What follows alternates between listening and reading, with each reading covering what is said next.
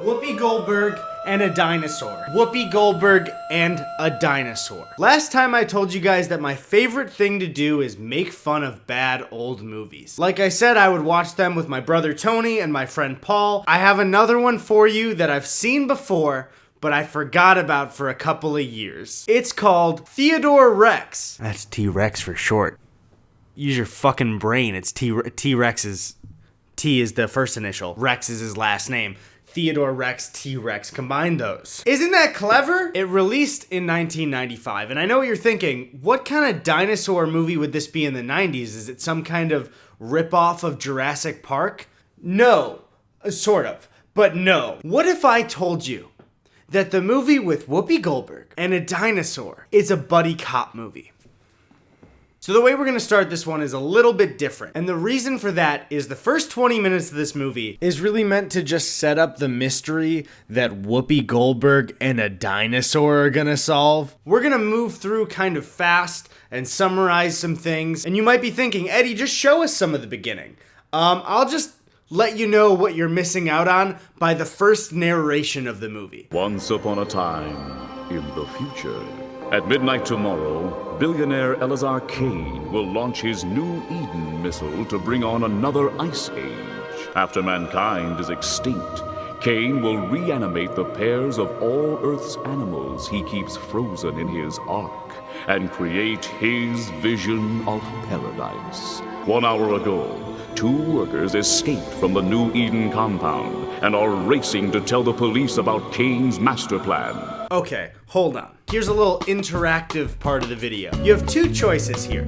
Are you confused? If you said no, you're a liar. And if you said yes, thanks for telling the truth. It's not like a super complicated narration, but we don't know any of these characters. We don't even know what the world looks like yet. It's too much info. So then we go to this scene where who you think is the villain, but I guess is just a henchman, kills a dinosaur with a butterfly. No!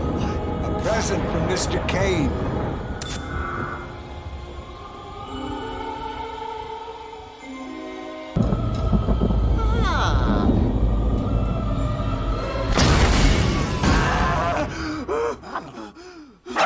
It just explodes on his face. I don't know how any of that works, but it's the future! And it's a weird dinosaur world, so get used to it. Shit's about to get really weird, and I'm not lying. One scene in the beginning that I don't want to skip past is us meeting the main character, Theodore Rex. The way I would describe Theodore before you meet him is he's kind of an asshole. He's not really likable at all, and when you're making a kid's character that's lovable and fun, making him a realistic looking, kind of terrifying T-Rex is a bad decision. Grid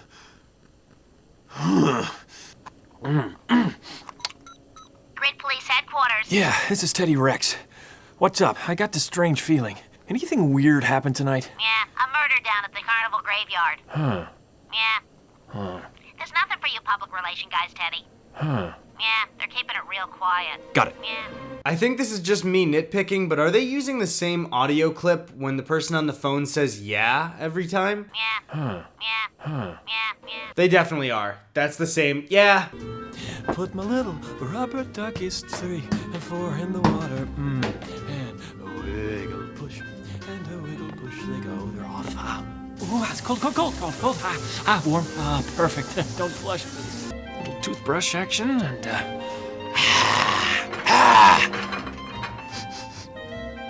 like a summer breeze.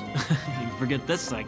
I just feel like if I was a kid in 1995 watching this movie, he would terrify me. He doesn't seem like a cute, fun character. He's scary looking. I'm not saying that I'm scared, because I'm a grown man. So I'm...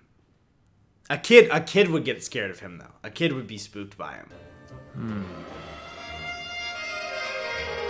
Well, dreamer. Okay, Zippy. Teddy's going out. Wish me luck. Oh yeah, I forgot he has a dog in this, and really think about the circumstances of shooting this scene. That dog probably thinks he's a terrifying predator. He doesn't know a person's walking around in it. Little kissy. Oh, sweetie Zippy, with a little kissy. Oh, woof. Back at you. Okay, I'm off. I love how they probably couldn't get a take with the dog not barking at it because it looks like a fucking giant lizard. So they just had his interaction with his dog just be like, oh, sorry, I'll talk to you later. Okay. My first case.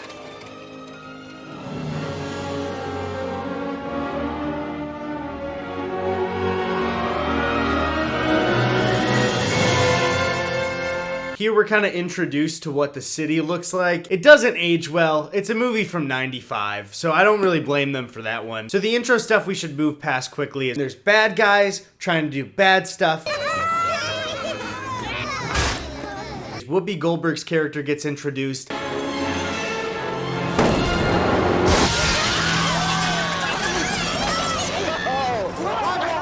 Gentlemen, so good to see you. I'm from the Grid Police. Are you collecting for the policeman's ball?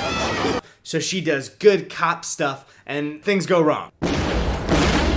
But here is where the movie actually gets interesting. Teddy has now seen the murder and he decides to not follow any protocol and go directly to a political event at a museum where he'll directly tell the commissioner of police about the murder. Like, he'll find out about it. It's his job. He's just not working right now. So Teddy arrives at the museum and there's kind of this wacky joke where he's just hitting shit with his tail all the time. Oh. Hey, watch it, Tubby. As you were, gentlemen. Which is fine. He's a dinosaur. You can't expect him to have control of his tail. This is an invitation-only affair. Really? How's this invitation, Frenchie? Huh? Teddy. Teddy, that's not an invitation. And also, you don't have to call him Frenchie. It's not a slur or anything, but you're just kind of being an asshole. It's a party. You're not invited. It smells good here.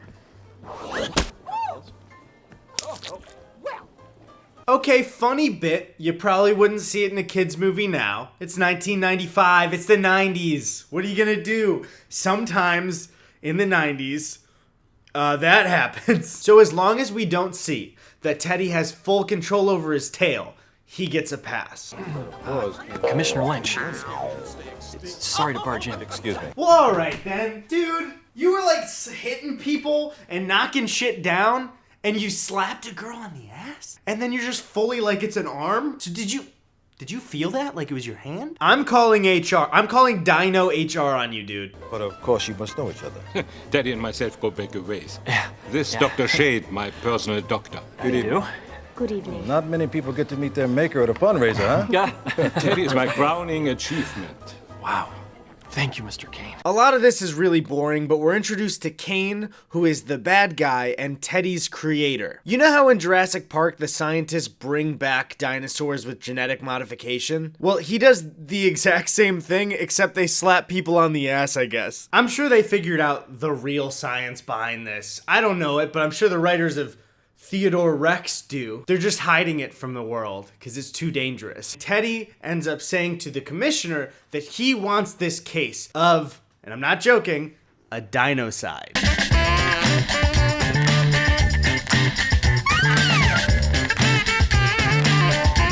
And at first, the commissioner wants to say no, but then this conversation happens. We could make him our first dino detective.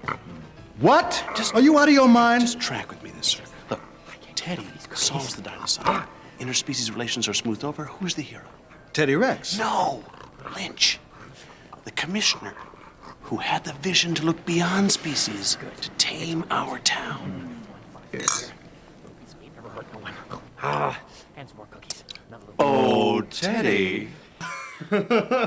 I love when you have an idea with somebody and you both nod and fully know you're gonna have the rehearsed, oh, Teddy. Also, just the logic behind this doesn't really make sense. They're at a party celebrating Kane for creating dinosaurs, but also there's horrible interspecies relations in the city. If that happened, wouldn't you hate Kane? Why would you be celebrating him if he just fucked with society like that? So more quick summary stuff. Teddy's on the case with Whoopi Goldberg. You two solved this case together. Whoa, what? Teddy's in public relations, but I'm field promoting him temporarily. He's a dinosaur. Come on, Cole. train. He graduated from the academy just like you did. It's a dinosaur. You're not a speciesist, are you? She is not happy about it because she's a serious cop and he's a dinosaur. What a wacky combination.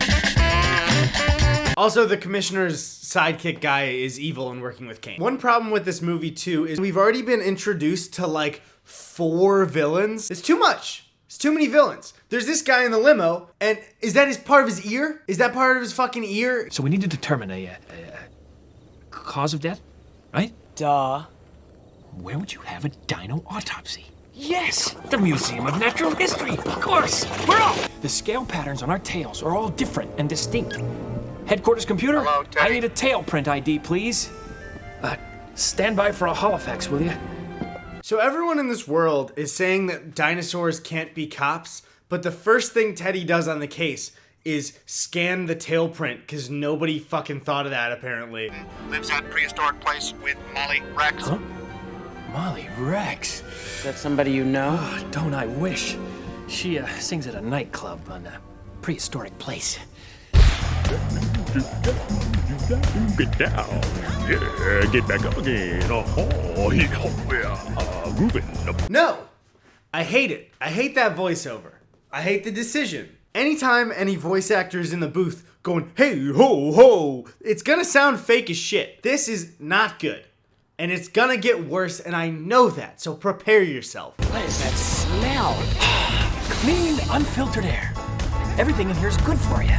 Hey, Teddy! Hey, Tina. How are you?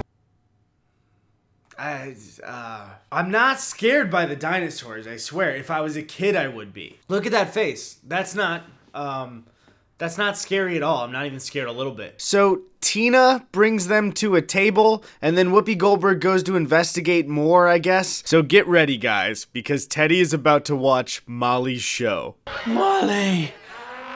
And now, my reptilian relations, like your claws for the bodacious Cretaceous Mesozoic mama, Miss Molly Rex! Come on, let me cling on till like a vine. Make that low-down music trickle up your... What?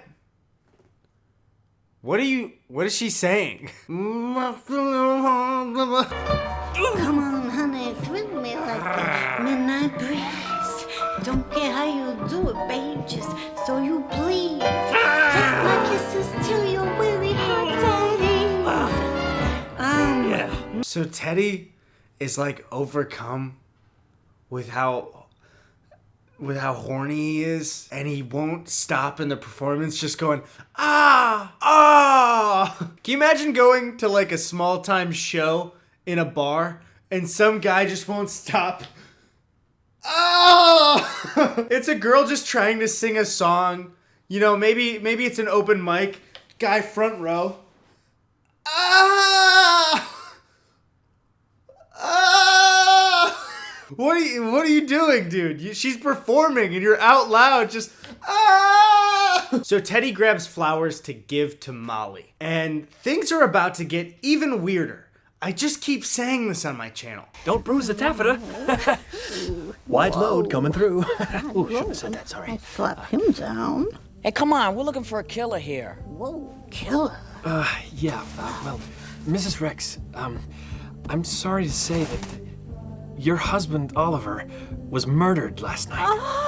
So more of Teddy being a bad person is he fully just breaks the news to her without having her sit down or anything that who he thinks is her husband is dead. What a second. Ollie was my husband.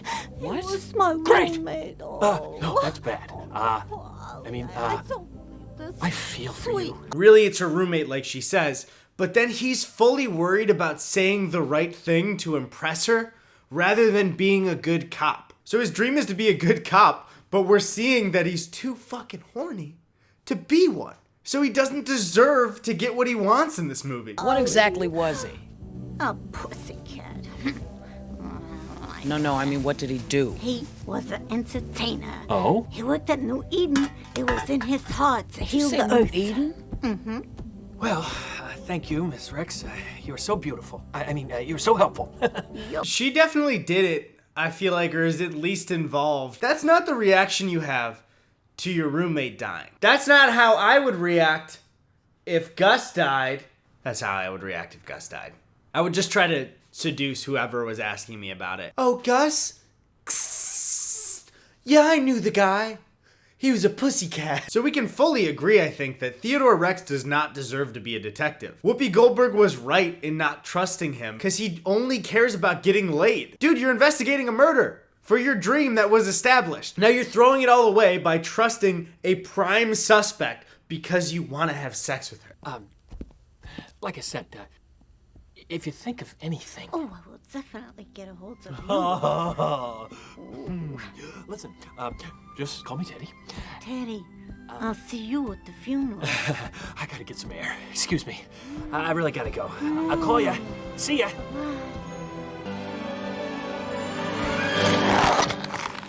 It's just such a bizarre thing because the music indicates that's Teddy's love interest. But we have a shitty cop, a woman who might have to do with the murder of the movie, and then Whoopi Goldberg, who's kind of seen as like the bad guy in this situation who's being harsh. The dinosaurs are shitty. Oh no. Am I speciesist? Am I speciesist? How is a kid supposed to latch on to any of that? I'm just picturing a 5-year-old being like, no, I get it. Cain made the dinosaurs with genetic modification, and he can bring back extinct species. Now, obviously, Cain has the New Eden compound where he's collecting 2 of every species like Noah's Ark to create a new world order and a new society because he's tired of the way people are clashing in this one. Also, as we all know, Whoopi Goldberg's a cyborg that they've hinted at that, and she's been rewired recently, which I don't know what that means. But now that Oliver, Molly's roommate, had a butterfly explode on his face, there's some kind of tie with Cain and the murder because he worked for him. This is too much shit for a kid to grasp. We saw no relationship between Molly and Oliver. No relationship in the past of Teddy growing up at New Eden, even though he said he grew up there. So apparently Cain is a father figure to him, but we've barely seen them interact ever and saw no backstory. After all that, they have, the dino funeral for Oliver, and Molly requests that Teddy walks her home. And of course, he begs Whoopi Goldberg to let him walk her home because he wants to get laid. What do you do? We have work to do here. Yeah, I know, but think of it as a police escort. Huh? Please? He's a bad cop. Gee, Molly, I'd like you to meet my dog. This is Zippy the dog. Oh, Louisa. Zippy. Zippy, talk nice. Zippy, no.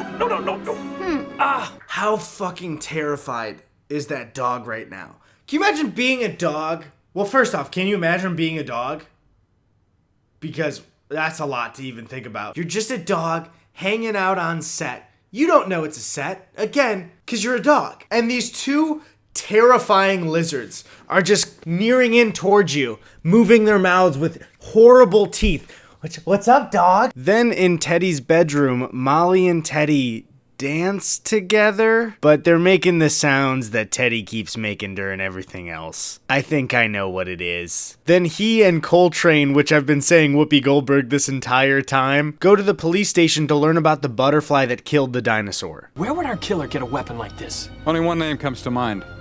In techno-kill circles, he's known as the Toy Maker. Toy Maker? So where do we find him? He runs a dead storage company as a cover. It's called Dragon Tail Dead Storage Company. Somewhere on the ninja grid. So there's some guy named the Toy Maker that makes the explosive butterflies. So let's head to the Toy Maker's warehouse. So you're a human computer terminal, right? Boom! Yeah. After you. Okay, so we know he scares dogs. That's fully confirmed. He didn't have to think about it like, maybe I'm a dinosaur and I can be scary to this dog to overcome this problem. It was fully like, oh, so you're a cyborg? Hold on 1 second. Ah! Alright, anyway, so you're a cyborg. Stop with the tip. Don't tip. Just tiptoe. And what is that smell? Is that you? It's not me. How could it be me? Did you? Look, I didn't butt trumpet. One of these things is leaking. Fine. So they're trying to go through a warehouse quietly while loudly arguing. And when she accuses him of farting, I'll side with him on this one. They're in a warehouse of frozen bodies. And she's like, Is that you who smells? Who I've been with this entire time, and I'm smelling this new, possibly dead body smell? Maybe we should look around.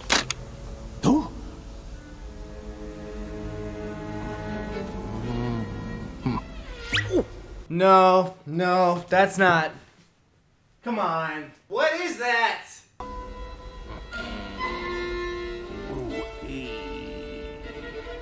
Welcome to Dead Storage.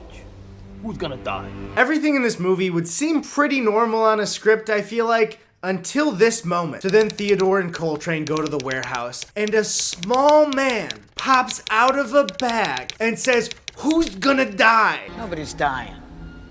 We're looking for the toy maker. Never heard of him. And when asked about his boss, he says, "I never heard of him." Who are you? I'm the guy from the bag. You want me to get in that bag with you and snatch you to pieces? Ooh, I'd love it, baby. Come and get it. This motherfucker popped out of a bag, and when he got asked who he was, he's the guy from the bag. I don't know what... I've never seen something in a movie this bizarre before. And why'd he make the noise? What the fuck? Get out of here. Take that. Hey, Fuzzy! We got trouble! Fuzzy! Fuzzy. Oh, Where's Fuzzy! Fuzzy? Cops! Cops! I'm out of here. What? Follow me.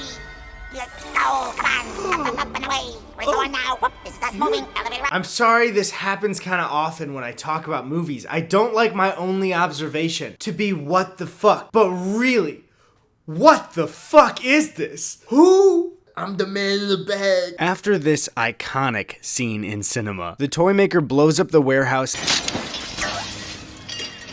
Hey, I ain't cleaning this up.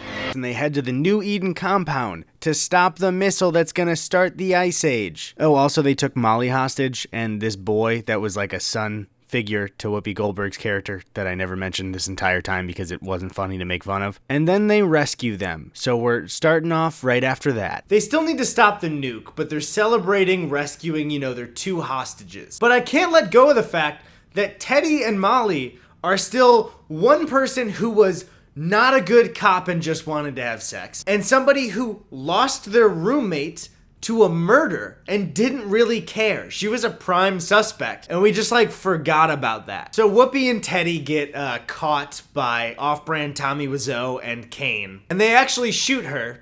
She's a cyborg, so it's fine. And then they shoot Teddy, but he pretends to get hit. Katie, give me your gun. This is no time to play Teddy, around. Give me it. You might have been right. It kills me to say this. You might have been right. Use something a little better than a gun. No, Katie, look. All this time you've been telling me a good cop uses a gun, right? So what are you telling me now? I was wrong. Your brain. Use your brain. Why would you want to send Teddy into battle with no weapon? You know what? You got this. Don't take a gun. Just go in there without a gun. Use your brain, Teddy. Don't use violence. And I want you to remember that for the next scene we're going to see immediately.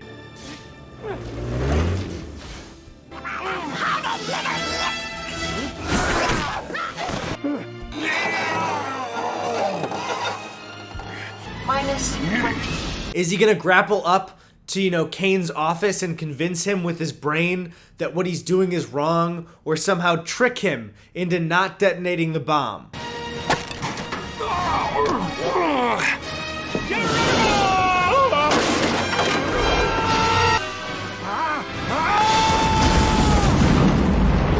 Oh no, he just pulls Kane out of the car and then blows up the car and kills the other guy. So he fully used violence, just not with a gun. Stop your missile myself. Teddy, get it. What? Now at the end of the movie, they award Teddy, with that classic, you're a cop now scene and everybody applauds. But really, when you think about it, he has not changed as a character at all. So earlier in the movie, he wasn't a good cop because of his own personal troubles. And at the end of the movie, he used violence and prioritized Molly over the case. So why does he get to be a cop now? Whoopi Goldberg's character learned how to show emotion and care about people. She should have been the main character of this movie. But we got this asshole, who's just like mean and angry and horny all the time. Also, the movie just ends with, see ya. That's it. Not a tease to a sequel or anything, just bye. Who would end a piece of content like that? By just saying like, bye.